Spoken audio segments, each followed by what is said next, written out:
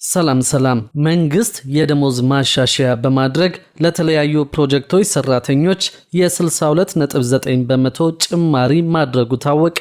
በዚህ አዲስ የደሞዝ ጭማሪ መረጃ መሰረት ከፍተኛው ደሞዝ 176815 ብር እንዲሆን መወሰኑን ያገኘነው መረጃ ያመለክታል። በሌላ በኩል ደግሞ ከጡረታ ጋር በተያያዘ የኢትዮጵያ ብሔራዊ ባንክ ማስጠንቀቂያ አውጥቷል።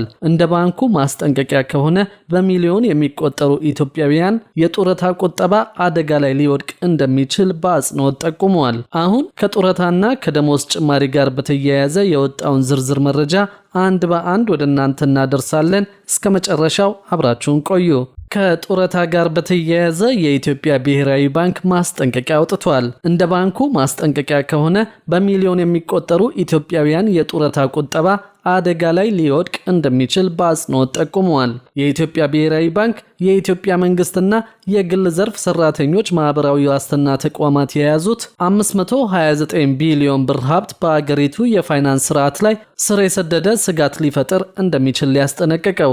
ባንኩ እንዳመለከተው የሁለቱ ተቋማት ጥሬ ገንዘብና ኢንቨስትመንት በአንድ ዓመት ውስጥ በ26 በመቶ በማደግ አጠቃላይ የፋይናንስ ስርዓቱን 10 በመቶ የሚሆነውን ድርሻ መያዝ ችሏል። ይሁን እንጂ ከዚህ ከፍተኛ ሀብት ውስጥ ከ80 በመቶ በላይ የሚሆነው በመንግስት የግምጃ ቤት ሰነድ ላይ ብቻ የዋለ መሆኑ ተቋማቱ ከመንግስት የፋይናንስ አቅም ጋር ያላቸውን ጥብቅ ቁርኝትና ተጋላጭነት የሚያሳይ መሆኑ ተገልጿል። ይህ በመንግስት የግምጃ ቤት ሰነድ ላይ የተመሰረተ የኢንቨስትመንት ክምችት መንግስት ዕዳውን የመክፈል አቅሙ ቢዳከም ወይም የዋጋ ግሽበት የገንዘቡን የመግዛት አቅም ቢሸረሽረው በሚሊዮን የሚቆጠሩ ኢትዮጵያውያን የጡረታ ቁጠባ አደጋ ላይ ሊወድቅ እንደሚችለው ባንኩ በአጽንኦት የጠቆመው። መንግስት ለስራ ማስኬጃ የሚሆነውን ዝቅተኛ ወለድ ያለው ብድር የሚያገኘው ከነዚህ የጡረታ ፈንዶች በመሆኑ በመካከላቸው ያለው መዋቅራዊ መሳሳብ በማህበራዊ ዋስትና ስርዓቱ ላይ የሚፈጠር ማንኛውም መስተጓጎል በጠቅላላው የፋይናንስ ዘርፍ ላይ የሰንሰለት ተጽዕኖ ሊያሳርፍ እንደሚችል ተመላክቷል።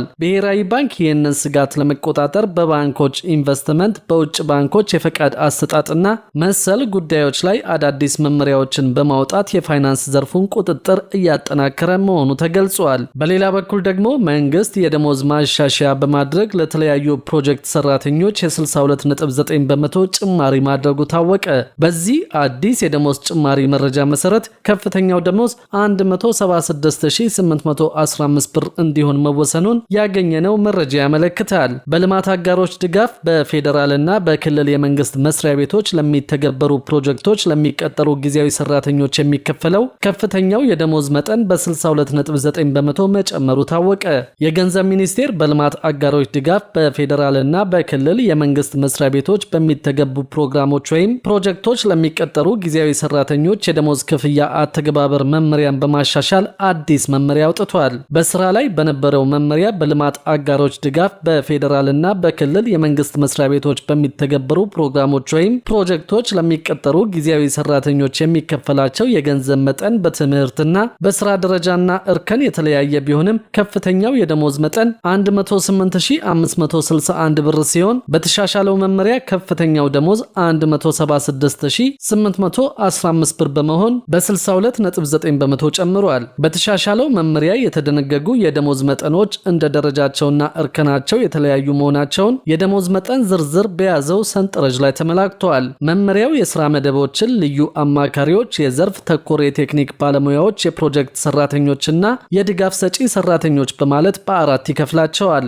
ልዩ አማካሪዎችና የዘርፍ ተኮር የቴክኒክ ባለሙያዎች እጅግ አስፈላጊ ሆኖ ሲገኝ ብቻ እንደሚቀጠሩ ተደንግገዋል። የፕሮጀክት ሰራተኞች የፕሮጀክት አስፈጻሚ መስሪያ ቤቶች ፕሮጀክትን የመተግበር፣ የማስተዳደር፣ የመከታተልና ድጋፍ የማድረግ አቅማቸውን ለማጠናከር አስፈላጊ ሆኖ ሲገኝ ብቻ እንደሚቀጠሩ መመሪያው አስፍረዋል። የድጋፍ ሰጪ ሰራተኞች ለፕሮግራሙ ወይም ለፕሮጀክቱ መሳለጥ ቴክኒካዊና አስተዳደራዊ ድጋፍ የሚሰጡ የኮንትራክት ሰራተኞችን የሚይዝ መሆኑ ተገልጿል። ለጊዜያዊ ሰራተኞች የሚከፈል ጥቅማ ጥቅም የአዳዲስ ሰራተኞችን ቅጥር በሚመለከት በፌዴራልም ሆነ በክልል የሚገኙ የፕሮጀክት ፈጻሚ መስሪያ ቤቶች በልማት አጋሮች ድጋፍ የሚተገበሩ ፕሮግራሞችን ወይም ፕሮጀክቶችን ለመተግበር በቅድሚያ በመደበኛው መዋቅር ያለውን አቅም ታሳቢ ማድረግ እንደሚኖርባቸው ተገልጿል። ሆኖም በመደበኛው መዋቅርና ሰራተኞች መተግበር የማይችሉ መሆናቸው ሲታመንበት ለደሞዝ የሚውል በጀት በፕሮጀክት እቅዶች ውስጥ መካተቱን በማረጋገጥ ለፕሮግራሞች ወይም ፕሮጀክቶች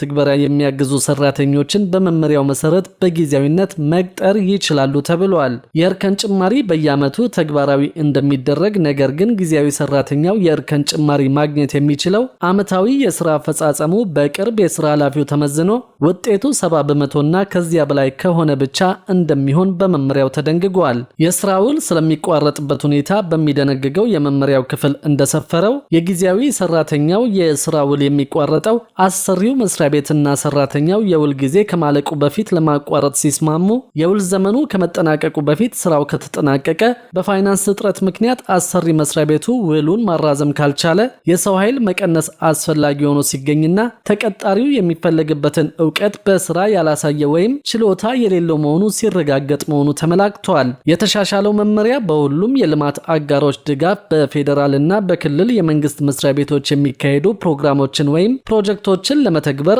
አዲስ ጊዜያዊ የሥራ ቅጥር ሲፈጽሙ በተሻሻለው ደሞዝ መሰረት የነባሪ የጊዜያዊ ሰራተኞችን ውል ሲያድሱ የሚመለከታቸውን ነባር ጊዜያዊ ሰራተኞችን አዲስ በተጨመረው የመደበኛ ፕሮጀክቶች ሰራተኞች ምድብ ስር በተዘረዘሩት የሥራ መደቦች መሰረት ስያሜያቸውን ሲያስተካክሉና የደሞዝ እርከን ጭማሪ ሲያደርጉ ተፈጻሚ እንደሚሆን ተገልጿል። ሚኒስቴሩ መመሪያውን ማሻሻል ያስፈለገበትን ምክንያት ሲያብራራ የጊዜያዊ ቅጥር ሰራተኞች የተጣጣመ ደሞዝን በተመለከተ በሁሉም የፌዴራል መስሪያ ቤቶችና ክልሎች ወጥና ግልጽ የሆነ አፈጻጸም እንዲኖር ለማድረግ ተግባራዊ ሲደረግ በነበረው መመሪያ ያልተካተቱና ግልጽ ያልሆኑ ጉዳዮችን በማካተትና ነባራዊ የገበያ ሁኔታን ታሳቢ በማድረግ መሆኑን አስታውቋል። በተጨማሪም የሥራ መደቦችን በመለየት ተመሳሳይ ባህሪ እያላቸው በተለያዩ ስያሜዎች የሚጠሩትን መደቦች ወጥ የሥራ ደረጃና ስያሜ እንዲኖራቸው እንዲሁም ዝቅተኛ ተፈላጊ የሥራ ልምድና የትምህርት ዝግጅት እንዲኖር በማስፈለጉ እንደሆነ አብራርተዋል።